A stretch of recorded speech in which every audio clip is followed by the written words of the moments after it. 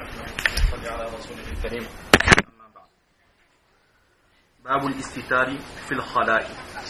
Chapitre sur le fait que l'on doit se cacher de la vue des autres au moment d'accomplir les besoins. Dans ce chapitre, Imam Abu Daoud rahmatullah alayh, il va nous présenter un hadith dans lequel le prophète sallallahu alayhi wa sallam nous enseigne le fait de nous cacher des autres au moment d'accomplir nos besoins.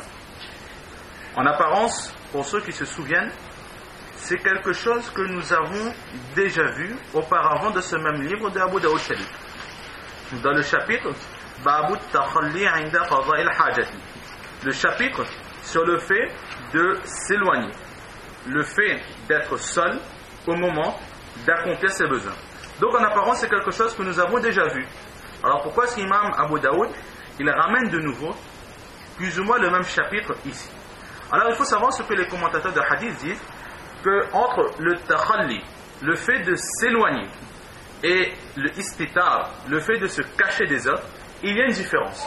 Donc ici, Imam Abu Daoud rahmatullah alayh, il nous enseigne un nouveau respect, un nouvel enseignement lorsque nous allons aux toilettes, c'est de nous cacher de la vue des autres. S'éloigner et se cacher, ce sont deux choses complètement différentes.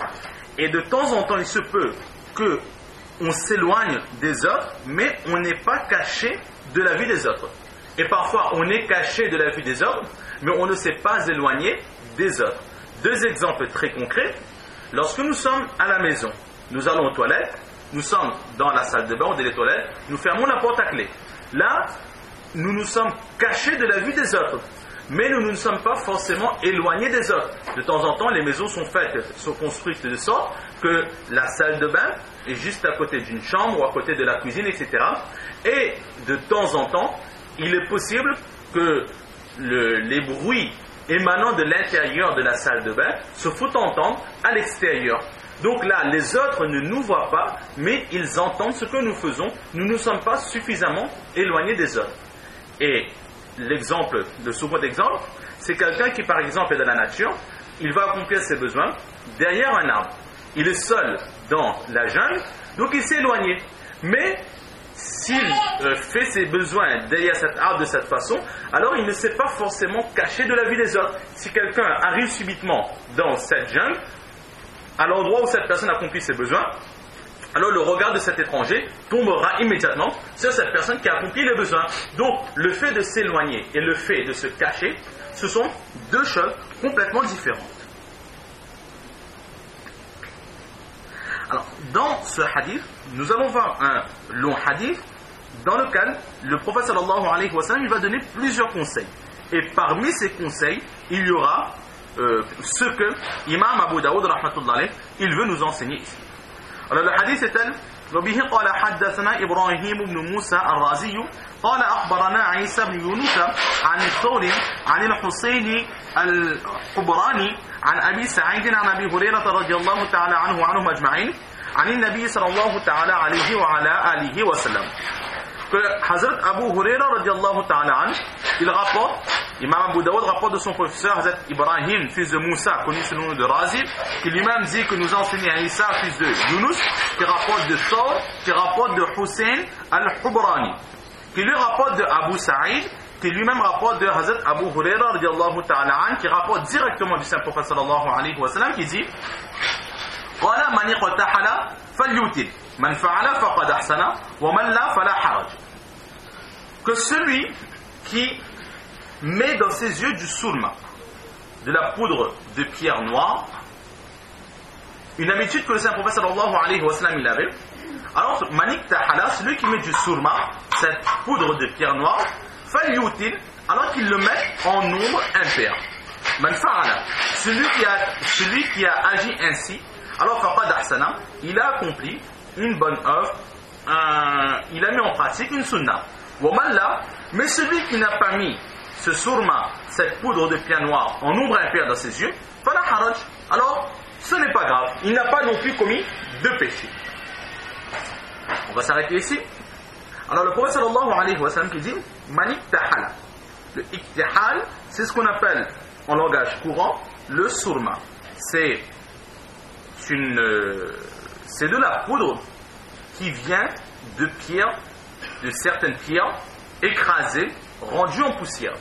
Et cette poudre, lorsque l'on met dans les yeux, alors la poudre va dans les yeux, il y a plusieurs modèles, de temps en temps il y en a des modèles qui brûlent un peu les yeux, d'autres fois ce sont des modèles un peu plus doux. Et c'est une sunna du Saint-Prophète sallallahu alayhi wa sallam, en mettant régulièrement la surma dans les yeux, alors nos yeux aussi sont préservés des maladies, et c'est une purification pour les yeux, cela nettoie nos yeux. Donc c'est une sunna que le Prophète sallallahu alayhi wa sallam, il avait l'habitude de mettre en pratique tous les soirs avant de se coucher. Maintenant, comment est-ce que l'on met le surma, cette poussière, donc cette poudre se présente sous forme d'un petit bocal. Et avec ce petit bocal, ou plutôt avec ce petit étui en verre, ou parfois en fer, ou parfois en plastique, que nous allons acheter, nous y remis un petit morceau de bâton. En général en plastique et parfois en fer. Donc nous allons tremper ce bâton dans la poudre noire, et ensuite donc la poudre va, le bâton va s'imbiber de cette poudre, et là ensuite nous allons le mettre dans notre œil, exactement comme parfois les femmes mettent du crayon, c'est à l'extérieur de l'œil, et là le surma ce sera vraiment au contact avec le blanc de l'œil. Et par rapport au contact de ce bâton et des larmes, de l'humidité des yeux, la poudre va rester dans les yeux. Alors le prophète sallallahu alayhi wa sallam, qu'est-ce qu'il dit? Lorsque l'on met la surma, alors le mettre en nombre impair. Mettre en nombre impair, c'est-à-dire prendre en nombre impair, tremper en nombre impair le bâton dans le réservoir et le passer en nombre impair dans les yeux. C'est mot à mot ce que le saint prophète sallallahu alayhi wa sallam, il nous a donné comme enseignement dans ce hadith. Maintenant, si nous regardons avec un peu plus de précision la façon de faire, nous pourrons voir qu'il y a trois possibilités de mettre en pratique cette sunna du saint prophète sallallahu alayhi wa sallam. C'est-à-dire que dans ce hadith, il y a deux sunnas. La première sunna, c'est de mettre du surma. Et la seconde sunna, c'est de le mettre en nombre impair. Alors le fait de le mettre en nombre impair, on peut l'expliquer par trois façons différentes, trois différentes façons de mettre en pratique cette sunna. Alors, la première façon, c'est le plus simple, c'est que nous avons deux yeux. Alors dans chaque œil, nous allons mettre en nombre impair la sunna. 3 fois dans l'œil droit et 3 fois dans l'œil gauche. On met une fois dans l'œil droit, on retrempe dans le réservoir, une seconde fois, on retrempe dans le réservoir, une troisième fois. Et de la même façon, nous faisons ainsi dans l'œil gauche. Donc de cette façon, nous avons mis 3 fois à droite et 3 fois à gauche. Donc pour chaque œil, on aura mis en nombre impair, mais la totalité de cela sera un nombre pair. La seconde façon, c'est de mettre par exemple 3 fois dans l'œil droit. On a mis 3 fois, une fois on met dans le réservoir, deuxième fois dans le réservoir, troisième fois dans le réservoir. Et ensuite, dans l'œil gauche, on va le mettre en 2 fois.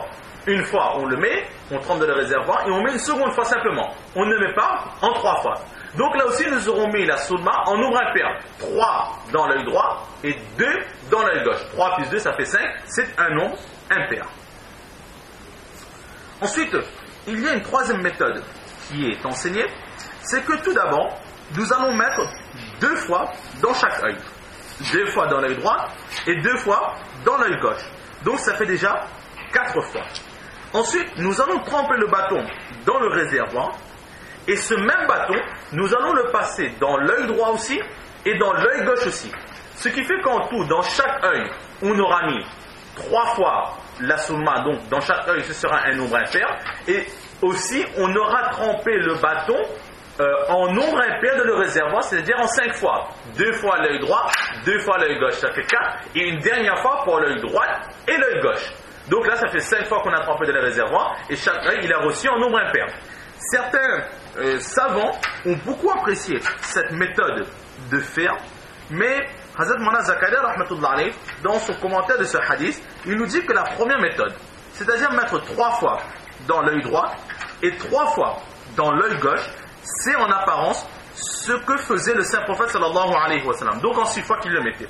Pourquoi? Parce que dans un livre, le Shama'il al-Tirmidhi, qui parle des habitudes et du mode de vie du saint prophète sallallahu alayhi wa sallam, il y a ce récit qui dit Inna Nabiya sallallahu alayhi wa sallam kanat lahu makhalat, que le prophète sallallahu alayhi wa sallam, il avait un réservoir de surma. Et yaktahilu minha kulla layla, à partir de ce réservoir, de ce cette petite boîte, de ce petit récipient qu'il avait de sourma, il le mettait tous les soirs. Là, nous avons une sunna. Mais comment est-ce qu'il le mettait? Thalatha fi hadihi wa thalatha fi hadihi. 3 fois dans cet œil et 3 fois dans l'autre œil. Donc nous voyons que le prophète sallallahu alayhi wa sallam, il agissait de la première façon, là, il mettait en pratique la première méthode que nous avons vue, 3 fois dans un œil et 3 fois dans l'autre œil. Donc là est le premier enseignement que nous avons de ce hadith. Man fa'ala faqad ahsana, si quelqu'un le met en nombre impair, c'est très bien. Wa man la, et celui qui ne le met pas en nombre impair, il met par exemple 4 fois, 5 fois, 6 fois, 10 fois, 12 fois, fala haraj, il n'a pas commis un péché. Il ne faudra pas lui pointer du doigt que tu ne mets pas la soulma comme il le faut. Fala haraj, il le met comme il le veut, il met la soulma, c'est déjà une sunna qu'il a mis en pratique.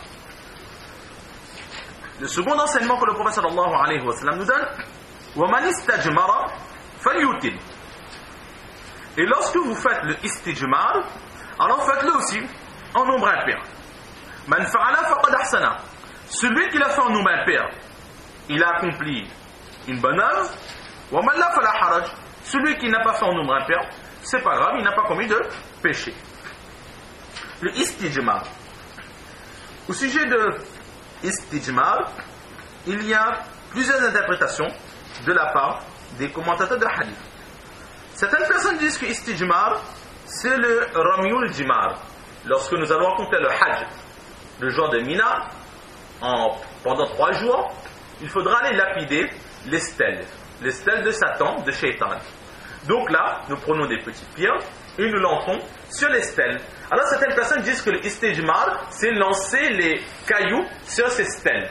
Donc ce qui veut dire, le prophète sallallahu alayhi wa sallam nous dit, lorsque nous allons frapper ces stèles pendant le hajj, alors lancer les pierres en nombre impair.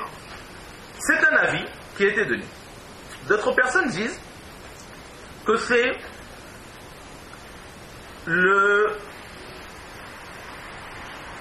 fait de, lorsqu'une personne décède, le tanajjur, lorsqu'une personne décède, alors lorsque nous lui avons donné son bain mortuaire, nous lui avons vêtu de ses linceuls, alors prendre un peu de fumée parfumée, d'encens, et de le tourner autour de ce défunt, de façon à ce que son linceul s'imprègne de la bonne odeur. Alors lorsque vous tournez autour de ce défunt avec cet encens, tournez-le en nombre impair. Faites un tour, 3 tours ou 5 tours, etc. C'est un avis qui a été donné par d'autres savants. Et enfin, l'avis qui est le plus approprié